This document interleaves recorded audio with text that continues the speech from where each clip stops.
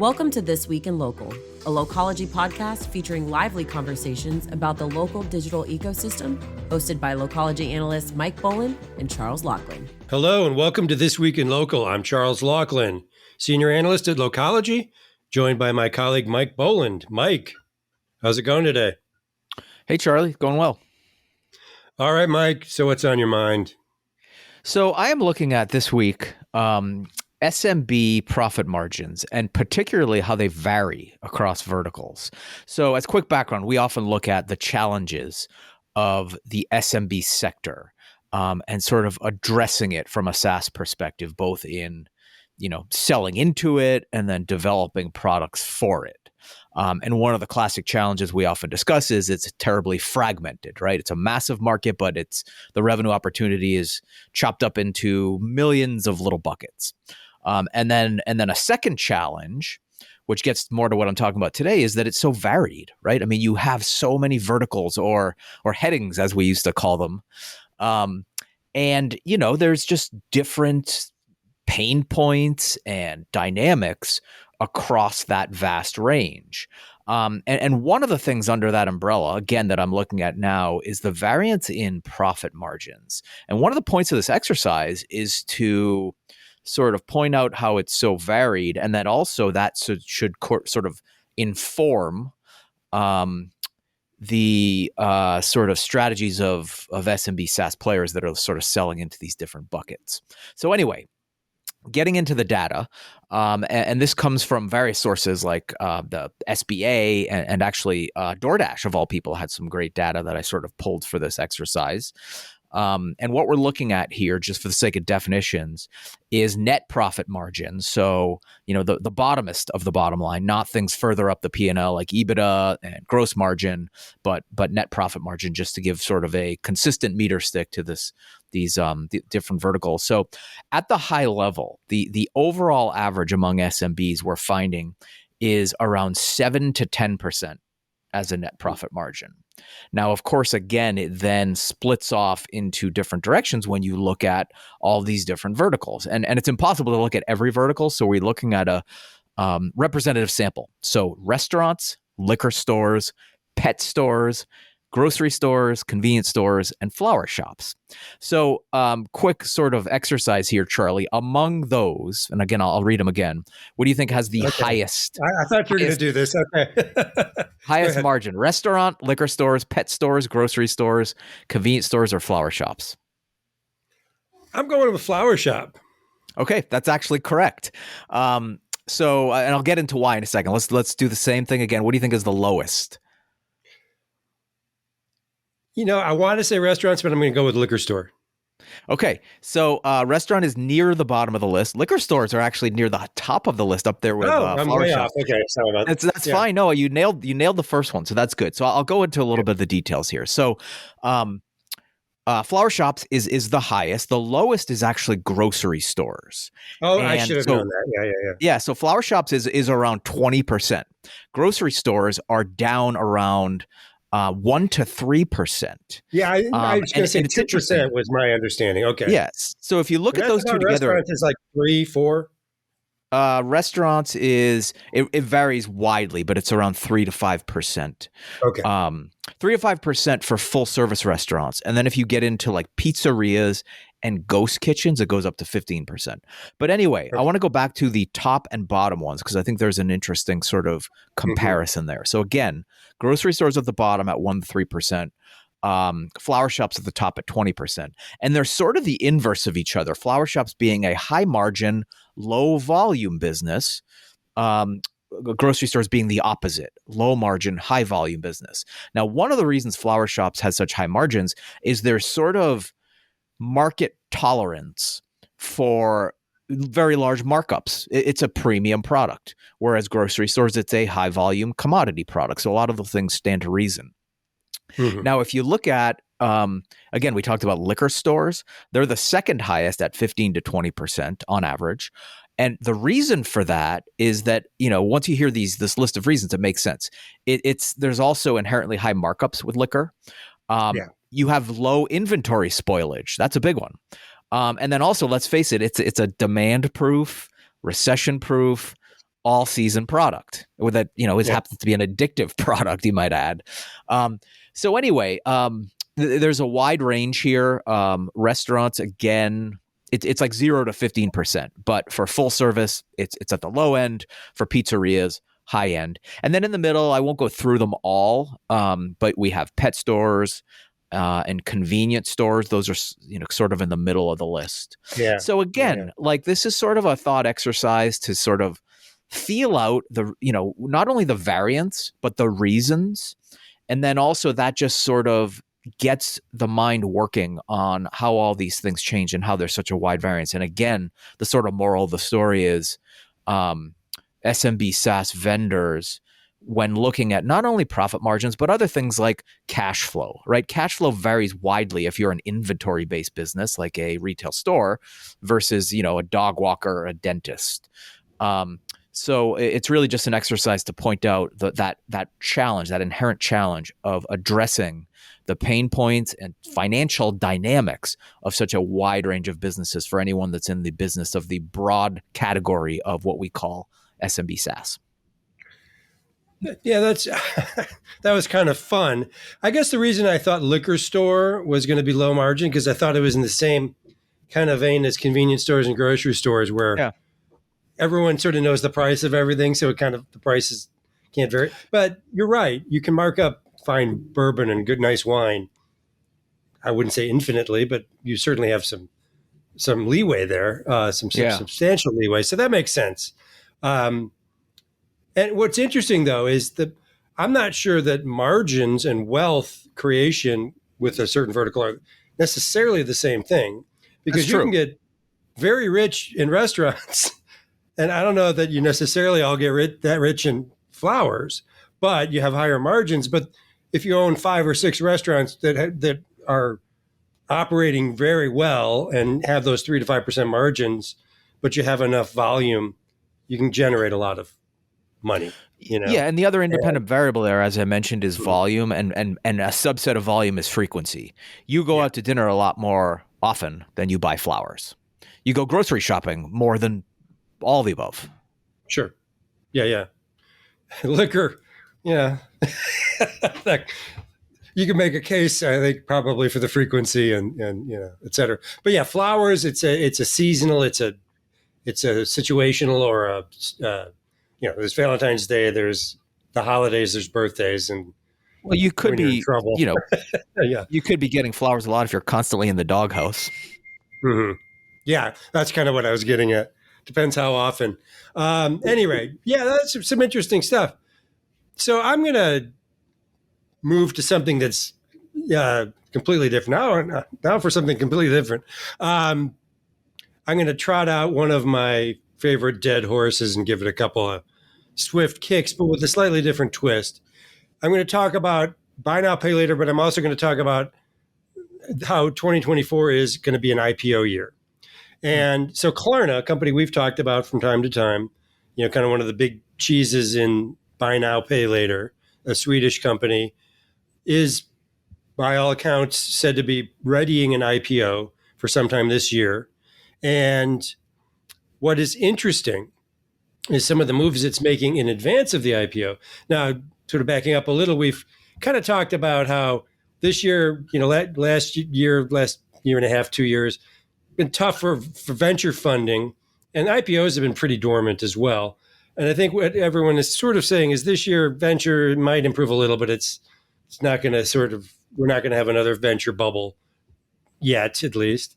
But the IPO market is, by many accounts, supposed to be coming back. There's a lot of companies that have been sort of hesitating or waiting are said to be jumping back in this year for IPOs, Klarna being one. Another company we don't talk about on the podcast, but we write about from time to time, ServiceTitan, a big player in SMB software, said to be readying an IPO as well. Those are 2 good examples of companies that are sort of in our wheelhouse. But what's interesting about Klarna, other than the fact that it went from a $45 billion valuation to a $7 billion valuation, most of that happened in 2022. Right now, it's sort of sitting in that $7 billion zone. What it'll raise through its IPO, we'll see. But what it's doing is it's trying to do something you talk about a lot, which is achieve revenue diversification in advance of the IPO in order to prove that the business is more than a one-trick pony, even if that one trick being buy now, pay later, is pretty popular, and popularity of it is growing because millennials want shoes, and buy now, pay later is one way to get them, even if you can't afford any more shoes. So that aside, what Klarna is doing is they're trying to launch a subscription product. If that sounds a little bit familiar, we talked a while back about Affirm trying the same thing, probably for similar reasons. Affirm is already a public company, but I'm sure it's scrambling to say, how do we, diversify this business, make this business look a little more interesting, have more streams of revenue, et cetera. Things all companies go through, right? All companies of any scale go through, at least. And so the Affirm subscription product, which we talked about on the podcast, I forget when, a while ago, never got off the ground. And I remember saying on the pod, wow, what an unimpressive set of features in this subscription product that never launched. It was just a lot of nothing. I forget what was in it. But the Klarna product, which they're calling Klarna Plus, which kind of made me roll my eyes because, I know it's easy to knock people who have hard jobs like CMO of a big company, but just throwing plus on something to make it your product, that seems a bit hackneyed, to be honest with you. But anyway, Klarna Plus, they're rolling it out, and what they're doing is it's $7.99 a month, and it gives you things like fee waivers, which might make some. This is aimed at power users of buy now, pay later. I'm not sure I'd ever want to be known as a buy now, pay later power user.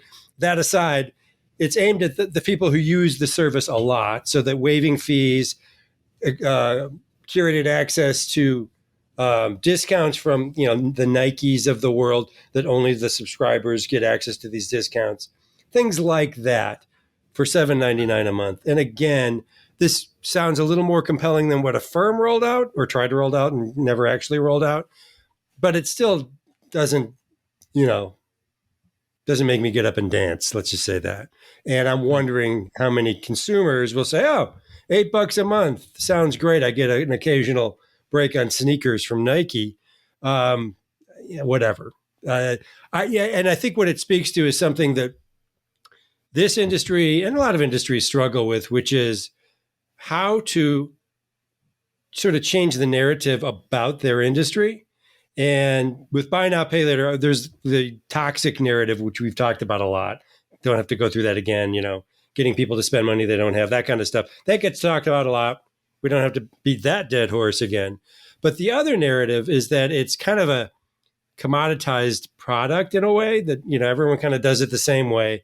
There's not a lot of variation in, we do buy now, pay later differently. There's not really a different way to do it. There's some things around the edges, I suppose, but it's basically the same everywhere. So how do you diversify this business, which has multiple players? Now one of the big ones wants the IPO. IPO is in a lot of ways a marketing exercise because you have to show this business to investors and make investors excited about it.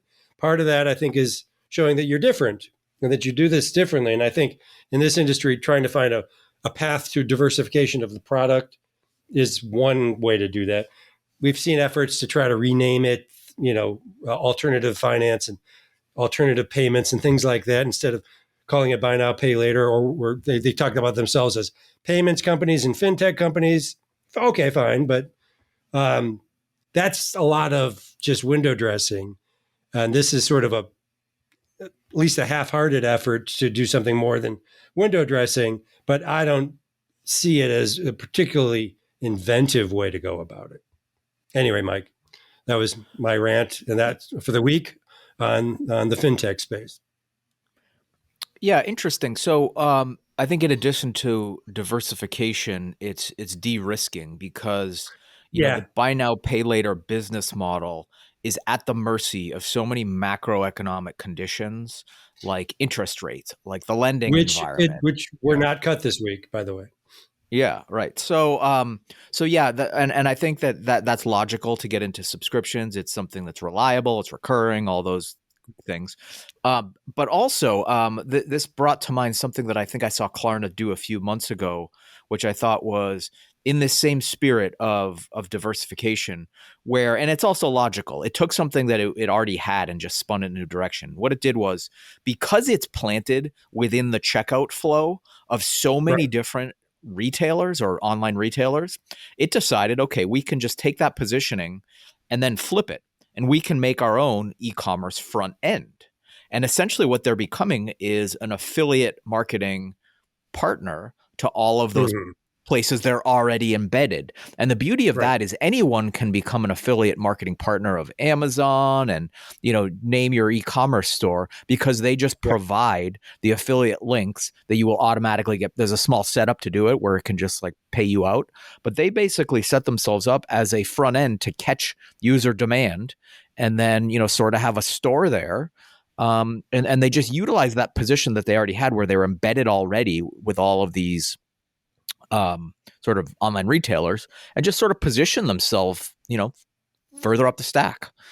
So I thought that was interesting too. So you can tell they're Yeah, reaching that's a a better lot. example of diversification, Right. perhaps, than this, what I No, they're think is both. this kind of a Yeah, lame no, subscription product. Yeah. yeah, And, but and another time on this pod, we talked about how they're, and again, I was just citing an interview their CMO did, and nothing, I've seen nothing of this since, is that they toyed with the idea of somehow getting into retail media. And I still didn't. And when we talked about it on the pod, I don't think I had a really good answer for how they would go about that. And it yeah, looks like they haven't pursued it. So I think that was just something that floated in an interview that the CMO kind of bit at a little bit, made it seem like that was in their plans, yeah, and nothing happened. So, but I mean, we'll see. We will see if the public markets, the investors, look at this as, okay, finally well, the firm is public, so they have had their hands on uh, this space, and it's part of Block, which again, Square. So there are, there are public options for investing in buy now, pay later. This will be a big addition to that, and investors' support of this may have a lot to do with what we've just been talking about. How de-risked is this business? How diversified is this business? And if it's just BNPL and it lives or dies by that, I think investors will be wary. So I think that's what's behind what you described Klarna did and what I just described that they're planning to do. I don't know if Mhm. they'll come out with a couple more bells and whistles before the bell rings. I don't know. We'll see. Well, Okay, investors Mike. are all about confidence and Yeah, reliability, and the directions right. they're going, move them away, and again, de-risk them from some of those things that tend to make investors nervous. Yeah. So, Mike, you want to move on to who won the week? What do you have this week? Sure. So I'm naming Apple. On Friday, it was the launch day for the long-awaited Apple Vision Pro. This has been 10 years in the making in terms of rumors and R&D and billions in spending. And it finally reached that milestone. Not only is it just inherently a milestone, but also the early reviews that were out last week to, press review units to like influencers have been overwhelmingly positive. There are still a lot of sort of naysayers out there based on the device's price tag, and that's well understood. But I think a lot of people are missing the point. I'll have a lot to say, more to say on this next week, but a lot of people are missing the point. Apple's not meaning for this to be some majorly scaled product like the iPhone in year one. It's going to basically be a glorified dev kit, but it has Yeah. sort of provided the glimpse of what's possible in terms of a new era of spatial computing, which is sort of what they're going for there. And on that mark, all of the reviews have sort of had this consistent chorus of this thing is damn cool. It's a glimpse into the future. It still has a lot of bugs, and of course, the price tag will inhibit its scale. But it has checked the box of its main objective, which is to demonstrate sort of what's possible at any cost, and Mhm. from there have years and years of evolution, costs coming down, Yeah. Yeah. device becoming sleeker and faster, et cetera. So its goal, I think, as I see it, and I think a lot of people are missing this point, has been met with what we're seeing so far. And I'm going to have more to say about this in a long essay. And then also, we're hopefully going to be able to try one on ourselves soon and report back. So, are you going to get one? No, I'm going to wait, I think till Gen 2, but the Apple Store is taking appointments to go have sort of 20-minute demos with the device. So I'm going to go to my neighborhood Apple Store and try to get in line for that. I could see you. I would be I would be disappointed if you didn't do that, Mike. Right. And I do think it always makes sense to wait for the second, third generation with Apple products.